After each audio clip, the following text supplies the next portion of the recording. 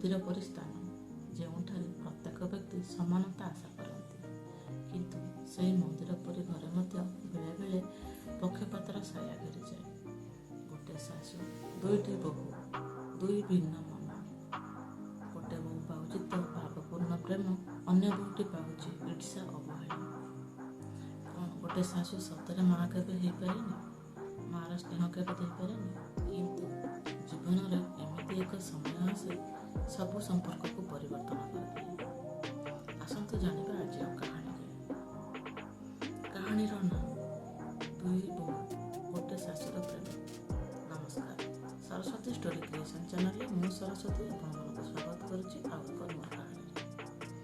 କାହାଣୀଟିକୁ ଶେଷ ପର୍ଯ୍ୟନ୍ତ ଶୁଣନ୍ତୁ। ଭଲ ଲାଗିଲେ ଲାଇକ୍, ସେୟାର, ସବସ୍କ୍ରାଇବ୍ କରିବା। ଆପଣଙ୍କ ମତାମତ କମେଣ୍ଟ ମାଧ୍ୟମରେ ନିଶ୍ଚୟ ଜଣାଇବେ। ଏବେ ଚାଲନ୍ତୁ ଆରମ୍ଭ କରିବା ଆଜିର କାହାଣୀ। ବରିଶାଳ ଜିଲ୍ଲାରେ ଏକ ଗ୍ରାମରେ ଥିଲା ଦୁଇ ମହଲା ଘର। ସେହି ଘରେ ରହୁଥିଲେ ଶାଶୁ କଳାବତୀ, ତାଙ୍କର ଦୁଇ ପୁଅ, ବଡ଼ ପୁଅ ରାଘବ, ବଡ଼ ବୋହୂ ସୁପ୍ରିୟା, ସାନ ପୁଅ ସୂର୍ୟ, ସାନ ପୁଅ ସଞ୍ଜନା। ସ୍ୱଭାବଶାଳୀ, ନୀତି ନିୟମ ମାନି ଚଳୁଥିଲେ, କିନ୍ତୁ ସେ ଅତ୍ୟନ୍ତ ଲୋଭୀ ପ୍ରକୃତିର ମଣିଷ ଥିଲେ। ମାଙ୍କର ପ୍ରକୃତି ଖୁବ୍ କଥାଳିଆ, କାହା ପାଇଁ କେତେ ସ୍ନେହ ସେ କଥା ସମସ୍ତଙ୍କୁ ଜଣା। ସଞ୍ଜନା ବାପଘର ଲୋକ ବହୁତ ବଡ଼ ଲୋକ, ସେ ବହୁତ ସୁନ୍ଦର, ପାଠ ମଧ୍ୟ ଅଧିକ ପଢ଼ିଛନ୍ତି। କିନ୍ତୁ ବଡ଼ ବୋହୂ ସୁପ୍ରିୟା, ତାଙ୍କ ବାପଘର ଲୋକ ବହୁତ ଗରିବ, ଆଉ ଦେଖିବା ପାଇଁ ସେ ମଧ୍ୟ ଏତେ ଭଲ ନୁହନ୍ତି, କିନ୍ତୁ କାମ ବହୁତ ଭଲ ଭାବରେ କରନ୍ତି। ସାନ ବୋହୂ ସଞ୍ଜନା ବାପଘର ଲୋକେ ଖୁବ୍ ଧନୀ।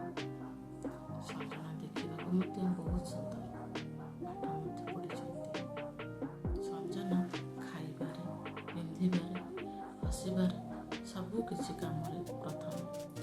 କିନ୍ତୁ ବଡ଼ ବୋହୂ ସୁପ୍ରିୟାଙ୍କ ପାଇଁ କଳାବତୀଙ୍କ ମନରେ ବିଲକୁଲ ବି ସ୍ନେହ ନଥିଲା।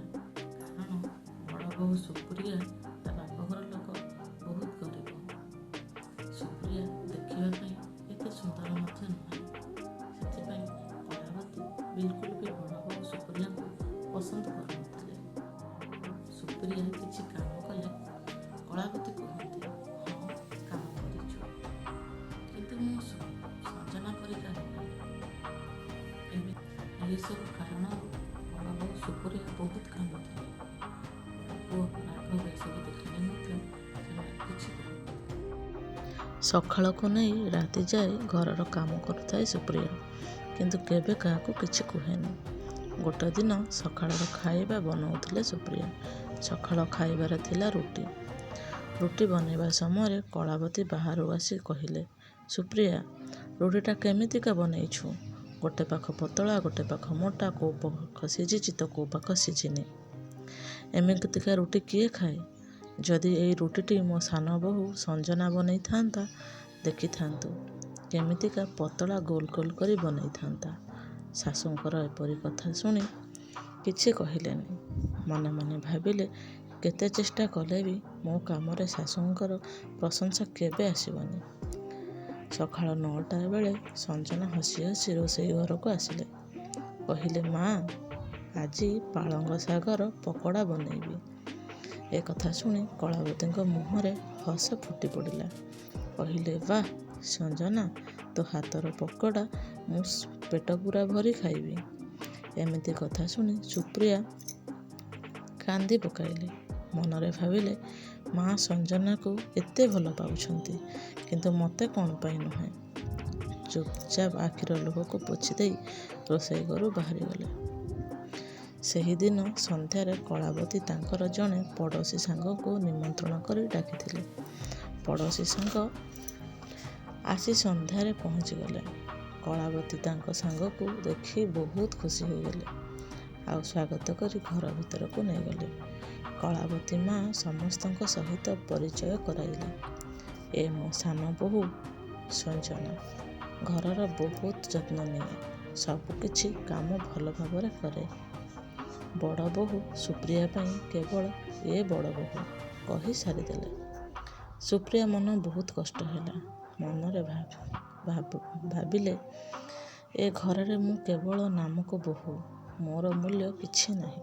ଏପରି ଶାଶୁଙ୍କ ବ୍ୟବହାର ଦେଖି ସୁପ୍ରିୟାଙ୍କ ମନ ଦୁଃଖରେ ଛାତି ଫାଟି ଯାଉଥାଏ। ସେ କାନ୍ଦି କାନ୍ଦି ତାଙ୍କ ରୁମ୍କୁ ପଳାଇ ଆସିଲେ। ରୁମ୍ରେ ଆସି ବହୁତ କାନ୍ଦିଲେ। ପୁଣି ନିଜକୁ ବୁଝାଇ ଶୋଇ ପଡ଼ିଲେ। ପୁଣି ତା ପରଦିନ ସକାଳେ ସେଇ କାହାଣୀ। ସୁପ୍ରିୟା ସକାଳ ଖାଇବା ପାଇଁ ପିଠା ବନାଉଥିଲେ। ସେହି ସମୟରେ ସଞ୍ଜନା ବଜାରରୁ ଯାଇ ତରକାରୀ ଆଣିଲେ। କଳାବତୀ ଆଖି ସଞ୍ଜନାକୁ ଦେଖି ଖୁସିରେ ଫାଟି ପଡ଼ିଲା। କହିଲେ, ସଞ୍ଜନା, ସତରେ ତୋ ପରି କେହି କାମ କରିପାରିବେ ନାହିଁ। ସୁପ୍ରିୟାଙ୍କ କାନରେ ପୁଣି କଣ୍ଟା ପରି ଲାଗିଗଲା। ମନରେ ଭାବିଲେ, ମୁଁ ଯେତେ କାମ କଲେ ପ୍ରଶଂସା ସଞ୍ଜନାକୁ। ସେହିଦିନ 4ଟା ବେଳେ ତାଙ୍କ ଘର ପାଖ ପଡ଼ୋଶୀ ସ୍ତ୍ରୀଲୋକ ଜଣେ ଆସି ସୁପ୍ରିୟାଙ୍କୁ କହିଲେ, ତୁମ ଶାଶୁମାଙ୍କୁ ଦେଖି ଲୋକେ କହୁଛନ୍ତି, ସାନ ବୋହୂ ସଞ୍ଜନାକୁ ସେ ତା ପ୍ରାଣରୁ ଅଧିକ ଭଲ ପାଉଛନ୍ତି। କିନ୍ତୁ ତୁମ ପ୍ରତି ଏତେ କଠୋର କାହିଁକି? ସୁପ୍ରିୟା ହସିଦେଲେ।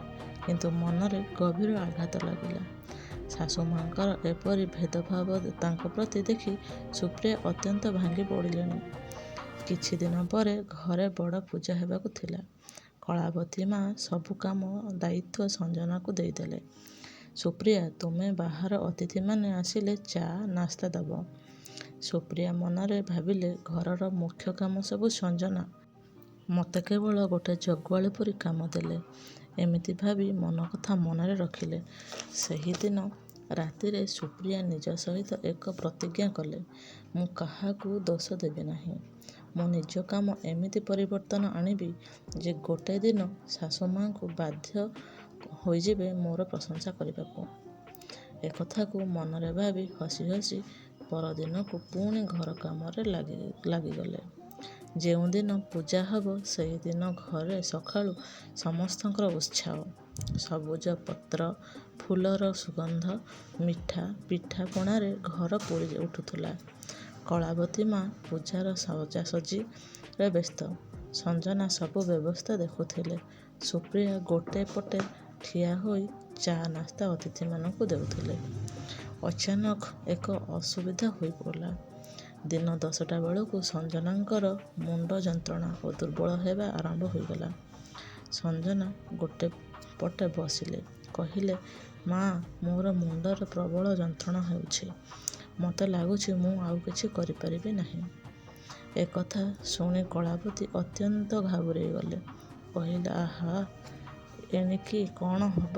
ସବୁ ବ୍ୟବସ୍ଥା, ପୂଜାର ପ୍ରସାଦ, ବାହାର ଅତିଥି, ସଞ୍ଜନା ବିନା କେମିତି ସମ୍ଭବ ହେବ? ଏହି କଥା ଶୁଣି ସୁପ୍ରିୟା ଆଗକୁ ଆସି କହିଲେ, ମା, ଆପଣ ଚିନ୍ତା କରନ୍ତୁ ନାହିଁ। ସଞ୍ଜନା ଆରାମ କରୁ। ମୁଁ ସବୁ କାମ ସମ୍ଭାଳି ନେବି। କଳାବତୀ କିଛି କହିଲେନି। କିନ୍ତୁ ମନରେ ଭୟ, ସୁପ୍ରିୟା ପାରିବେ ତ? ସୁପ୍ରିୟା ତୁରନ୍ତ କାମରେ ଲାଗିଗଲେ। ଠାକୁରଙ୍କର ପ୍ରସାଦ, ଧୂପ, ଦୀପ, ଫୁଲ, ସଜାସଜି, ଭୋଜିଭାତ, ଅତିଥିମାନଙ୍କୁ ହସି ହସି ସ୍ୱାଗତ, ଛୋଟ ପିଲାମାନଙ୍କୁ ମିଠା ଫଳ ଦେଇ ଖୁସି କରାଇବା। କେବଳ କାମରେ ନୁହେଁ, ମଧୁର କଥାରେ ସମସ୍ତଙ୍କର ମନ ଜିତିଲା। ପୂଜା ସମାପ୍ତ ହେଲା ପରେ ଅତିଥିମାନେ କଳାବତୀଙ୍କୁ କହିଲେ, ଆପଣଙ୍କର ବଡ଼ ବୋହୂ ସୁପ୍ରିୟା କେତେ ସୁନ୍ଦର ବ୍ୟବସ୍ଥା କରିଥିଲେ। ହସି ହସି ସବୁକିଛି ବହୁତ ସୁନ୍ଦର ଭାବରେ ତୁଲାଇ ଦେଲେ। କଳାବତୀ ହୃଦୟରେ ପ୍ରଥମ ଥର ପାଇଁ ସୁପ୍ରିୟାଙ୍କ ପାଇଁ କିଛି ମନରେ କୋମଳି ଗଲା। ସେ ମନରେ ଭାବିଲେ, ସୁପ୍ରିୟା ଭଲ ଭାବରେ କାମ କରିପାରେ। କେବଳ ମୁଁ ଦେଖିପାରିବା ବିଳମ୍ବ କରିଥିଲି। ସେହିଦିନ ସନ୍ଧ୍ୟାରେ ସଞ୍ଜନାଙ୍କ ଦେହ ଟିକେ ଭଲ ହୋଇଯାଇଥାଏ। ସଞ୍ଜନା ମଧ୍ୟ କହିଲେ, ମା, ଯଦି ସୁପ୍ରିୟା ଅପା ନଥାନ୍ତେ ଆଜିର ପୂଜା ଅସମ୍ପୂର୍ଣ୍ଣ ରହିଯାଇଥାନ୍ତା। କଳାବତୀ କିଛି କହିଲେନି। କିନ୍ତୁ ସୁପ୍ରିୟାଙ୍କୁ ଦେଖି ହସିଦେଲେ। ପୂଜା ପରେ କିଛି ଦିନ ଠିକ୍ଠାକ୍ ସବୁ ଚାଲିଥିଲା। କଳାବତୀ ମା ସୁପ୍ରିୟାଙ୍କୁ ଆଗରୁ ଟିକେ ଅଧିକ କଥା କହୁଥିଲେ। କିନ୍ତୁ ମନରେ ପୂରା ସ୍ନେହ ଏବେ ଯାଏ ଆସିନଥିଲା। ଗୋଟେ ଦିନ ସନ୍ଧ୍ୟାରେ ହଠାତ୍ ଘରର ପୁରୁଣା ଗୋଦାମରେ ନିଆଁ ଲାଗିଗଲା।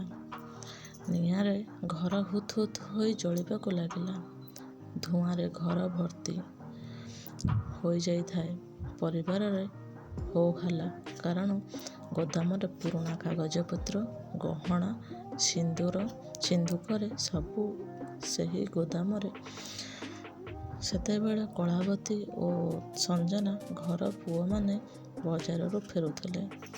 ସୁପ୍ରିୟା ଚିନ୍ତା କଲେ, ମୋତେ ହିଁ କିଛି କରିବାକୁ ପଡ଼ିବ। ଗୋଦାମରୁ କାଗଜପତ୍ର, ଗହଣା ଆଣିବାକୁ ପଡ଼ିବ। ସେହି ବାଲ୍ଟିଟି ପାଣି ନେଇ ଗୋଦାମ ଘରକୁ ଛାଟିଲେ। ନିଆଁ ଟିକିଏ ଲିଭିବାକୁ ସୁପ୍ରିୟା ଗୋଦାମ ଘରେ ପଶିଗଲେ। ପୁରୁଣା କାଗଜପତ୍ର, ଦରକାରୀ ଜିନିଷ ଆଣିବାକୁ ଗୋଦାମ ଭିତରେ ପ୍ରବଳ ଧୂଆଁ। କାରଣ ନିଆଁ ଲିଭି ନଥାଏ। ଧୂଆଁରେ ଆଖି ଜଳି ଯାଉଥାଏ। କିନ୍ତୁ ଆଗକୁ ପାଣି ଛାଟି ଭିତରକୁ ମହତ୍ତ୍ୱପୂର୍ଣ୍ଣ ଜିନିଷ ସବୁ ବାହାର କରି ଆଣିଲେ। ନିଆଁ ଲାଗିଥିବାର ଦେଖି ପାଖ ପଡ଼ୋଶୀମାନେ ଦୌଡ଼ି ଆସି ଏକାଠି ହୋଇ ନିଆଁକୁ ଲିଭାଇଦେଲେ। କିଛି ସମୟ ପରେ ସବୁ ଶାନ୍ତ। କିନ୍ତୁ ସୁପ୍ରିୟାଙ୍କର ହାତରେ ପୋଡ଼ା ଫୁଟୁକା, ମୁହଁରେ କଳା ଧୂଆଁର ଛାପ। ଏହିସବୁ କଳାବତୀ ଦେଖି ସୁପ୍ରିୟାଙ୍କୁ ତାଙ୍କ କୋଳକୁ ଟାଣିନେଲେ। ଆଉ କହିଲେ, ତମ ପ୍ରତି ମୁଁ ଯେତେ ଅବହେଳା କରିଛି ତାହା ପ୍ରାୟଶ୍ଚିତ୍ତ ଯୋଗ୍ୟ ନୁହେଁ। ତମେ କେବେ ହେଲେ ମୋ ବୋହୂ ନଥିଲ। ତମେ ମୋର ଝିଅ, ତମେ ମୋର ଗର୍ବ। ଏହି କଥା ସୁପ୍ରିୟା ଶୁଣି କାନ୍ଦି ପକାଇଲେ। କିନ୍ତୁ ମନରେ ଅନେକ ଶାନ୍ତି। ମୁଁ ମୋର ଆଜି ସ୍ଥାନ ଫେରି ପାଇଲି। କିନ୍ତୁ ମନରେ ଅନେକ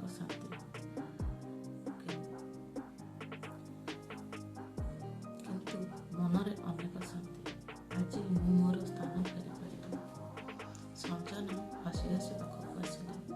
କହିଲେ, ମା, ଦୁଇଟି ବୋହୂ, ଦୁଇଟି ହାତ, ଯେଉଁଥିରେ ଘରର ସବୁ ସୁଖ ଦୁଃଖ ଧରିଛି। ଆମେ ଦୁଇ ଜଣ ଆପଣଙ୍କୁ ସମାନ ଭଲ। ସେହିଦିନରୁ କଳାବତୀଙ୍କ ଘରେ ପକ୍ଷପାତର ଶବ୍ଦଟା ହଟିଲା। ଦୁଇଟି ବୋହୂ, ସୁପ୍ରିୟା, ସଞ୍ଜନା, ଦୁଇଟି ଝିଅ ପରି ଶାଶୁମାଙ୍କ ଅଭିମାନକୁ ଭାଙ୍ଗି ଦେଇ ସ୍ନେହକୁ ଧରି ରଖନ୍ତୁ। କାରଣ ପ୍ରେମଠାରୁ ଆଉ ବଡ଼ ଧନ କିଛି ନାହିଁ। ଯଦି କାହାଣୀଟି ଆପଣଙ୍କୁ ଭଲ ଲାଗିଥିବ ନିଶ୍ଚୟ ଲାଇକ୍, ସେୟାର, ସବସ୍କ୍ରାଇବ୍ କରିବେ।